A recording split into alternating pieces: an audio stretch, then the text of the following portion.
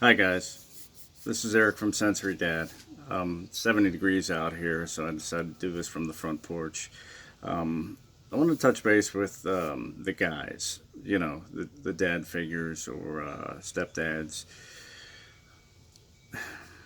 This is not the easiest, thing to go through with your child having sensory processing disorder or any kind of needs like this. So what I found is initially, obviously, I bought into it, and we went to the therapies and everything like that. But I don't feel like my heart was really in it. I mean, I just figured, this is something that we're gonna have to deal with. We're gonna go away with it. It'll go away after we do enough therapies and that.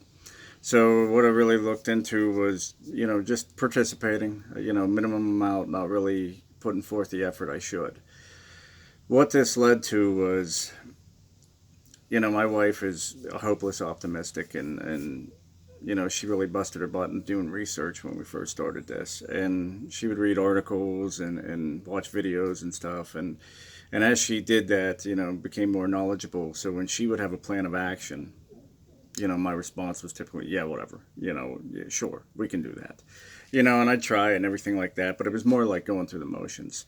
I wasn't really buying in the way, a good partner should. And, it's a lot of posts that I see, these pages that I'm a part of, talking with new parents that are new to the game and don't really know how bad it gets, to be blunt, or how bad it can get if you don't really take a course of action, to help your child out.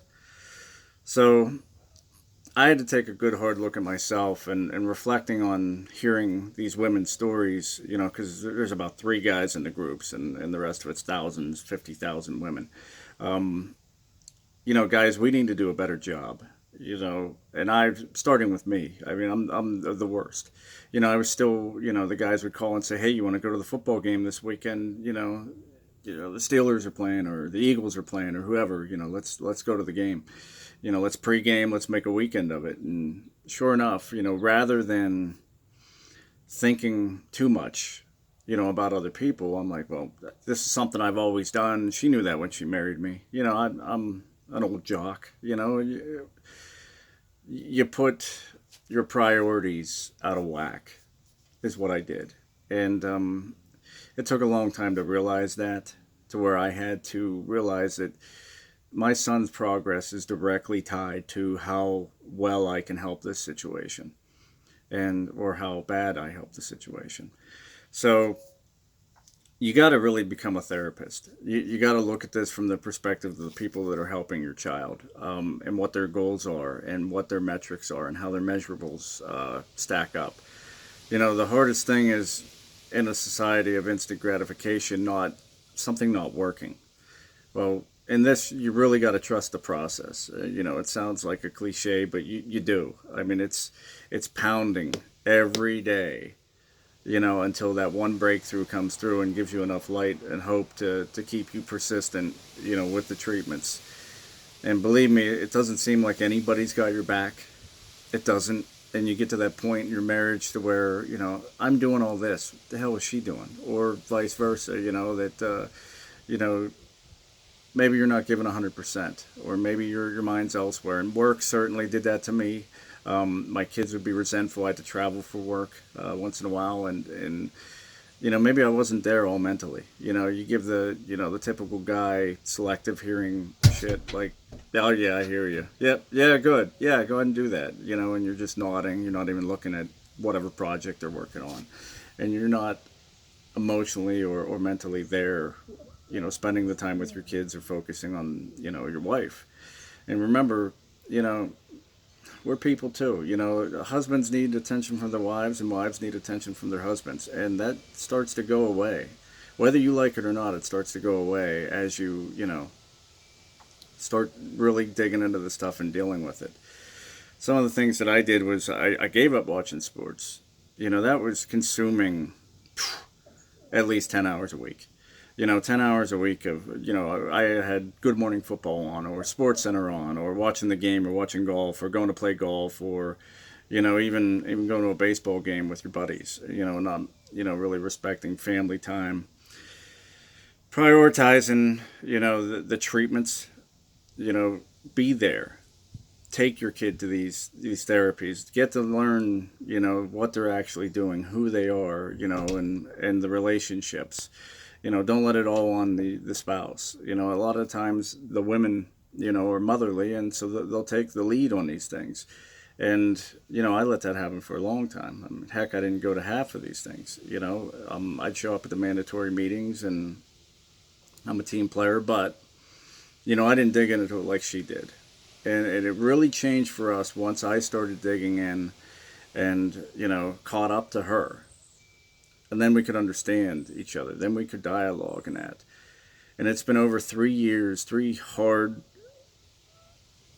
years of us, battling back and forth. Really, really struggling to get a grasp on what we can do to fix this kid. And finally we're to a point where we focus on each other again. We cook dinner together. We come up with ideas for that. We focus on each other. We think of, it's almost like getting married again. I think of what my wife would want again.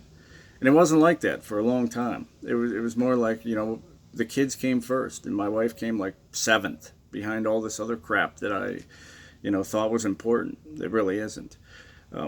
Friends are great, but ultimately everything under your roof is what you need to focus on. You've got the naysayers out there. You're always going to have people that just think you're a bad parent and judge you and, don't really buy into this stuff. But it's everybody that's in the meat of this thing that's, in the battle, directly, that has to lean on each other. That's your biggest support. Some of the things that I started doing once I fully bought into it and that, obviously my wife has her role and we kind of define the roles on, she does a lot of the educational things and the therapies and stuff. And I do help a little bit with that. But what I started doing with my son is I started doing the things all guys should know. And I know if you're on Facebook, you've seen those lists come out. So, I just do a little, here and there. And I get my daughter involved too. I mean, it's not just them, the boys. How to shake hands when you meet somebody. When they come to the table, you stand up, you shake hands, you make eye contact. I taught them handshakes. How to check your oil. I'm not a mechanic, but, how to check the tire pressure. How to lock up your garage in your house at night. What are the processes for that? How to do a load of laundry. I didn't have a dad around most of my life. And anybody who knows me knows my story as far as my background. It wasn't always great, but so when I got to the military and went to basic training, I had never ironed, done laundry, really cooked, or anything of that caliber because I was raised by a single mom and she worked her butt off, to deal with me. And I know I had sensory issues. Once you do the self-reflection that I've done, I realized, man, I was a piece of work. Like, how the hell did she put up with me?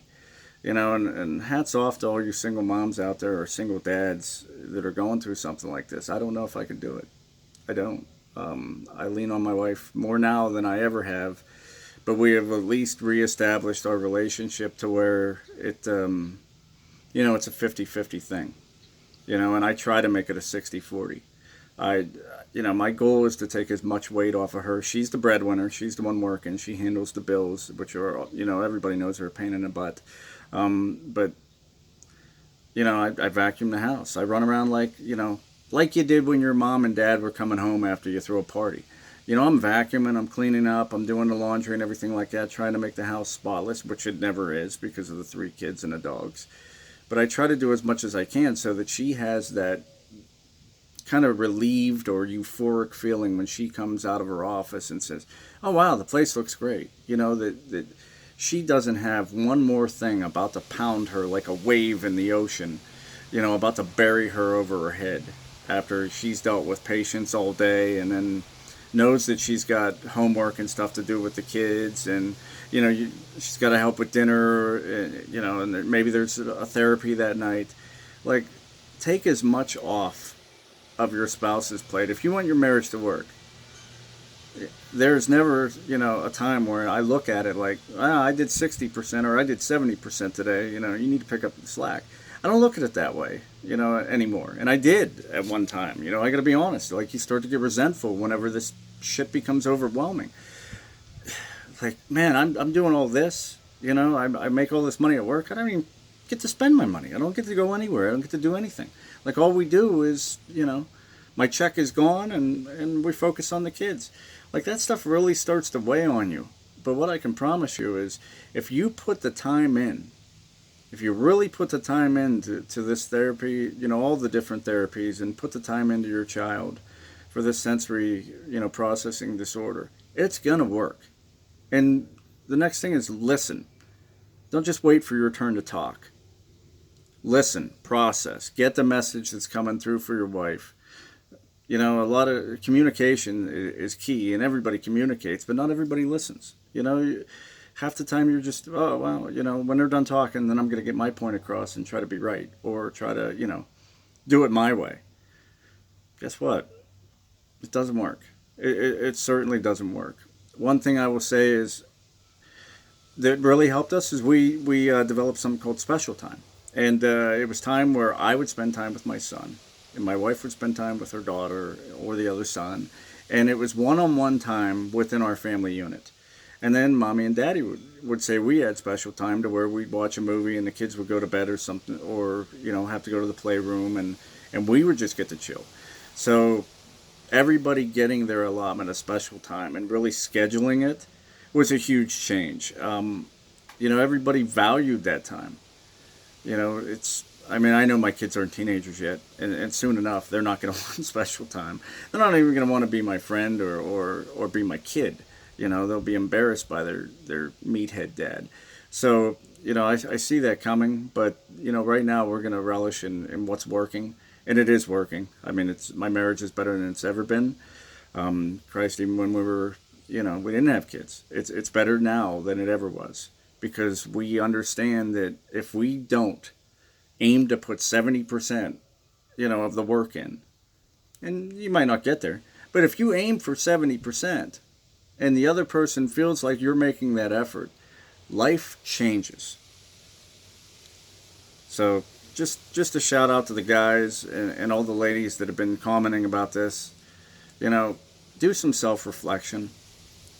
I may sound like a conceited ass, and I am, but do some self-reflection. It hurt to do it for me to do it. Really look at yourself and see where you can trim the fat. Be a better teammate, be a better partner, be a better husband, be a better father. We can do it. Thanks.